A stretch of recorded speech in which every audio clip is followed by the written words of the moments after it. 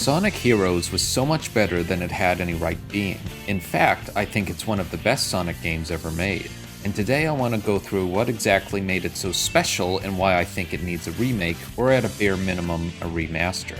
First off, this is a 3D Sonic game. It is not the only one of its kind, but what Sonic Heroes nails that many other 3D Sonic games do not is the gameplay. You traverse rapidly through incredibly large zones at 60 FPS, moving at a speed and velocity a traditional 2D Sonic game has. But more importantly, the movement and traversal works incredibly well, an area where other 3D Sonic games often fall short.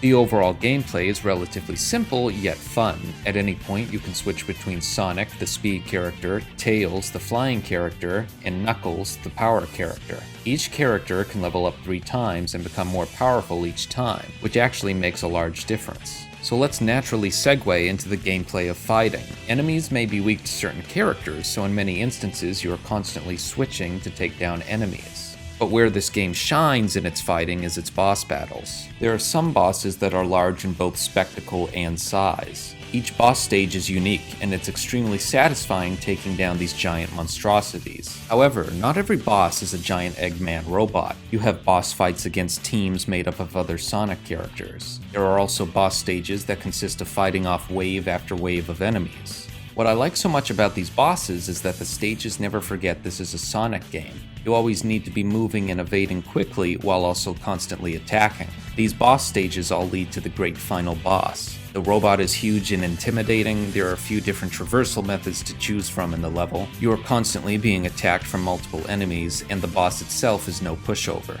Moving on, we also can't forget about the zones. Each level is incredibly varied in traversal and the art direction. You go running through the seaside hills, to playing pinball, to grinding on rails miles above the ground, and there are also some huge zones with a lot to do as you go through them. At the same time, no zone overstays its welcome, as most zones you can beat in under 10 minutes. Looking through gameplay videos, I was reminded how good this game looks for 2003, but I was also shocked how beautiful the zones and game is. For many years, this was the gold standard for what 2D Sonic levels would look like in 3D. Though it was not on the cutting edge of graphics, it still ran at 60 FPS, and the scale and art direction were downright impressive. The story, albeit simple, is also broad and large in scope. It only takes 2 to 3 hours to get through the campaign, but where Sonic Heroes switches things up is that you can play as 4 separate teams. You can go through the campaign playing as either Team Sonic, Team Dark,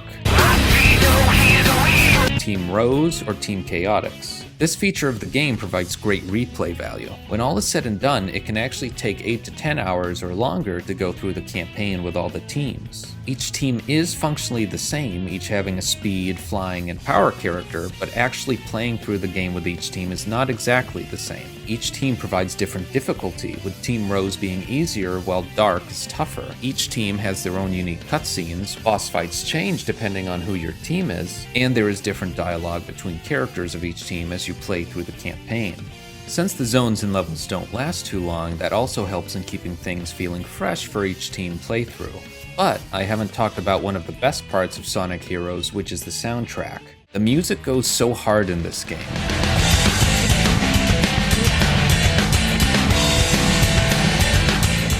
The zones by themselves are great, but moving along as fantastic music plays just makes everything that much more enjoyable. Each level also has its own distinctive tracks, and all of them sound so unique and awesome.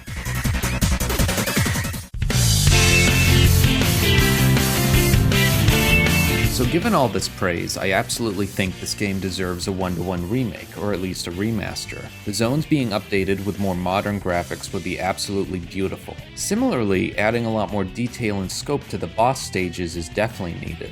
For example, look at the final boss stage. It is pretty bare bones now because it was literally made 20 years ago, but imagine adding so much detail and modern graphics to this sort of stage. It would be awesome to play. I also think adding larger branching paths going through zones would be really cool, just like the original 2D games have. Instead of having 1 or 2 ways to go through a zone, why not add a bunch of different ways at various points, so each time you play through you may end up running a different way or going into a different path. It would be cool replay value. But the original game is also not perfect, so a remake could fix various issues with the game.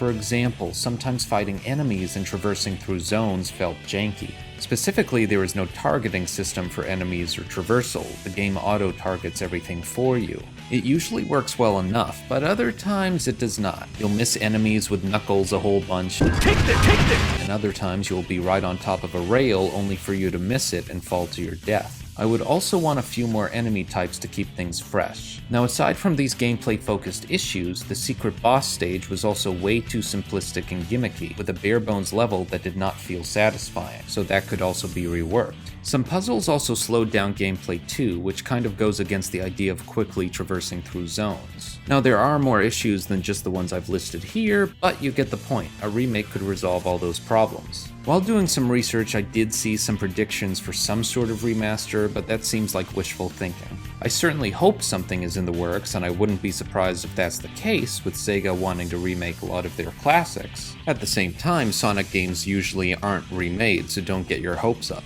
However, I will say it's actually kind of weird that we haven't gotten a re-release of any kind. What I mean is, it's weird we haven't gotten an update or port of the game so that we can easily play it on modern systems. You'd think more game companies would start doing the Nintendo method of making older, popular games more widely available. Regardless, I do hope we get some sort of update in the future. If it were remade, it really would not have to be more than $30 or $40 either, which would be pretty reasonable to me. I say that price because it seems like an easy game to remake, as the levels are linear and the gameplay is relatively simple. Not to mention, it's not the longest game in the world either. It's also a Sonic game, so there would be some sort of demand for it as well. If it is a remaster or a re-release, then great. If it is a full-on remake, even better. It's a game that deserves it. As always, I hope everyone enjoyed this, and I'll see you all in the next video.